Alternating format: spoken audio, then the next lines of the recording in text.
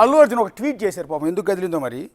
నా ఫ్యాన్స్ తమ అభిప్రాయాలను బాధ్యతాయుతంగా వ్యక్తపరచాలని, ఎవరిని వ్యక్తిగతంగా కించపరిచే విధంగా పోస్టులు వేయొద్దని నా విన్నపం.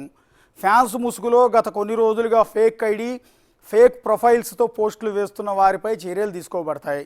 నెగిటివ్ పోస్టులు వేస్తున్న వారికి దూరంగా ఉండాలని నా ఫ్యాన్స్కి సూచిస్తున్నాను.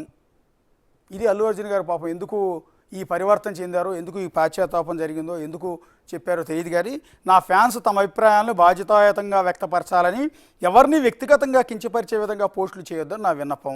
ఫ్యాన్స్ ముసుగులో గత కొన్ని రోజులుగా ఫేక్ ప్రొఫైల్స్తో పోస్టులు చేస్తున్న వారిపై చర్యలు తీసుకోబడతాయి. నెగిటివ్ పోస్టులు వేస్తున్న వారికి దూరంగా ఉండాలని నా ఫ్యాన్స్కు సూచిస్తున్నాను. అయ్యా అల్లు అర్జున్ గారు, నీ ఫ్యాన్స్ మూర్ఖంగా చేసే కామెంట్స్ ఎంత దారుణంగా ఉన్నాయంటే, వాళ్ళ ఇళ్లలో ఫ్యామిలీస్ని తిడుతూ ఉన్నారు, వాళ్ళ ఇంట్లో ఆడబిడ్డలను తిడుతూ ఉన్నారు. నేను కూడా బాధితుడినే. అల్లు అర్జున్ తప్పు, ఇట్లా చేసింది తప్పు అని నా వ్యక్తిగత అభిప్రాయాన్ని నేను ట్విట్టర్లో పెడితే, నీ ఫ్యాన్ ఒకడు అత్యంత దారుణంగా నన్ను నా కూతుర్ని తిడుతూ పోస్టులు పెట్టాడు. నేను హైదరాబాద్ సైబర్ క్రైమ్ కంప్లైంట్ ఇచ్చా, ఇంతవరకు పోలీసులు ఏమి రియాక్ట్ అవ్వలేదు, అది వేరే విషయం అనుకోండి. సో అల్లు అర్జున్ గారు వాళ్ళు మీరు ఒక మాట చెప్తూ ఉన్నారు, I appeal to all my fans to express there feelings responsibly as always. And అంటే స్పష్టంగా తెలుగులో, నా ఫ్యాన్స్ తమ అభిప్రాయాలను బాధ్యతాయుతంగా వ్యక్తపరచాలని, ఎవరిని వ్యక్తిగతంగా కించపరిచే విధంగా పోస్టులు వేయొద్దని విన్నపం. ఫ్యాన్స్ ముసుగులో గత కొన్ని రోజులుగా ఫేక్ ఐడి, ఫేక్ ప్రొఫైల్స్తో పోస్టులు వేస్తున్న వారిపై చర్యలు తీసుకోబడతాయి. నెగిటివ్ పోస్టులు చేస్తున్న వారికి దూరంగా ఉండాలని నేను కోరుతున్నాను. అల్లు అర్జున్ గారు, ఇన్నాళ్ళకు మీరు నిద్రలేశారు, కానీ గత కొద్ది కాలంగా నీ ఫ్యాన్స్ ముసుగులో, నీ ఫ్యాన్సే ఏమని బెదిరిస్తున్నారు తెలుసా? As an Big TV executive editor నేను కూడా విక్టిమ్నే. నేను ఇది తప్పు అని బాధితురాలి తరపున ఆ బాధితురాలికి న్యాయం చేయండి, ఆ బిడ్డకి న్యాయం చేయండి అని నేను ట్విట్టర్లో పోస్ట్ పెడితే, నీ అభిమాని, నీ కరడి కట్టిన సైకో ఉన్మాద ఫ్యాన్ ఏమని పెట్టాడంటే, నీకు ఎదిగిన కూతురు ఉంది, రేపు జరగరానిది జరిగిందనుకో, నువ్వు పెడుతున్న పోస్టులకి వల్ల తిరిగి నీ కూతుర్ని పబ్లిసిటీ చేస్తారు, సోషల్ మీడియా ముందు తర్వాత బూతులు పెట్టాడే, నేను చదివినిపించలేను. నీ ఫ్యామిలీ ముఖ్యం నీకు, అది చూసుకో. అల్లు అర్జున్ కోట్లకు అధిపతి, చిన్నవాడు కూడా కాదు. మనకి ఇంట్లోనే సరిగ్గా ఒక పూట భోజనం ఉండదు.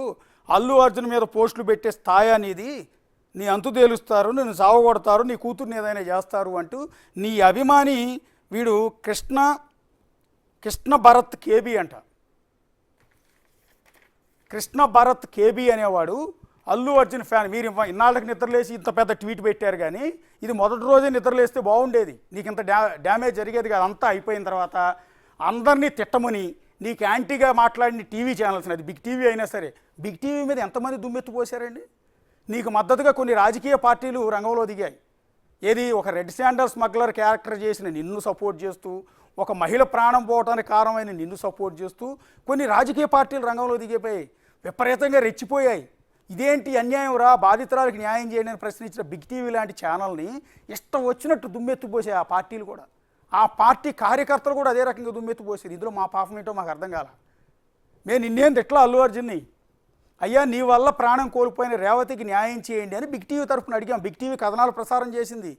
అరే, నిన్ను పరామర్శించడానికి వస్తున్న వాళ్ళు కనీసం వెళ్ళి ఆ బాబుని, ఆ బాధితురాలు ఎందుకు బాధితురాలు కుటుంబాన్ని పరామర్శించట్లేదా అని మేము ప్రజల తరపున, ఒక సామాన్యుల తరపున బిగ్ టీవీ ప్రశ్నించి కథనాలు ప్రసారం చేస్తే, బిగ్ టీవీని ఉద్దేశించి కొన్ని రాజకీయ పార్టీలు, పేర్లు చెప్పట్లా మేము, నీ ముసుగులో, నీకు మద్దతు ఇచ్చే ముసుగులో నిన్ను సపోర్ట్ చేస్తూ, అరే కనీసం ఒక పేదరాలే, ఒక ప్రాణం పోయింది, అక్కడ ఒక బిడ్డ తల్లి లేక అల్లాడుతోంది, నీ కూతురు లాంటి కూతురు అక్కడ ఒకటి ఉంది, చిన్న పాప, నీ కూతురు వయసు ఉన్న పాపే, రేవతికి ఒక కూతురు ఉంది.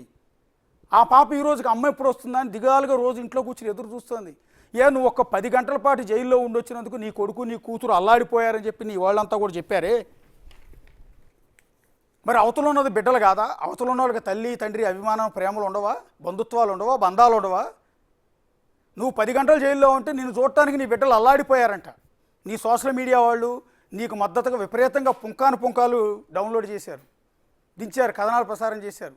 కానీ మరి అవతల రేవతి చచ్చిపోయింది, రేవతి కొడుకు చావు బతుకుల్లో ఉన్నాడు, రేవతి కూతురు మా అమ్మ ఎప్పుడు వస్తుందని నాన్న రోజు అడుగుతూ ఏడుస్తోంది. ఆ తల్లి రోజు సాయంత్రం అవగానే అమ్మ అన్నం తినిపించేదే, అన్నం తినిపించడానికి వాళ్ళ అమ్మ రాలేదే అని చెప్పి ఆ బిడ్డ ఏడుస్తోంది. ఒక ఆడపిల్ల, నీ కూతురు వయసే, నీ కూతురు అర్హ ఉంది కదా, అర్హ వయసు ఉన్న పాపే, ఇంకో చిన్నారి పాప అక్కడ వాళ్ళ ఇంట్లో రేవతి ఇంట్లో ఏడుస్తుంది ప్రతిరోజు ఈ రోజు కూడా. ఆ పాప ఏం మాట్లాడింది కాసేపట్లో మీకు చూపిస్తాం.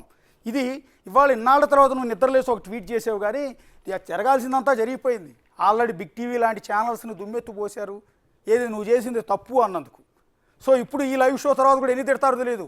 ఇప్పుడు యూట్యూబ్ కామెంట్స్లో ఒకసారి చూస్తే ఆ ఉన్మాద మోకలు, నీకు సపోర్ట్ చేస్తున్న రాజకీయ పార్టీలు, వాళ్ళ కార్యకర్తలు, ఈ ముసుగులో ఉన్న ఆ ఉన్మాద అభిమానులు, నువ్వు తయారు చేసిన సైకోలు కొంతమంది ఏ రకమైన తప్పుడు కామెంట్స్ పెడతారో కూడా చూడండి ఒకసారి యూట్యూబ్